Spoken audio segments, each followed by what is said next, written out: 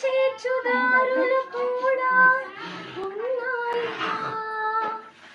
భారమెంత ఉందని బాధపడకు నేస్తమా, బాధ వెంట నవ్వుల పంట ఉంటుందిగా.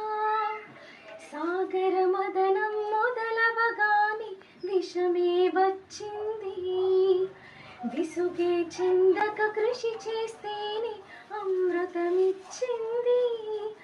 అవరోధాల తీరుల్లో ఆనంద నిధి ఉన్నది, కష్టాల వారధి దాటిన వారి సొంతమవుతుంది.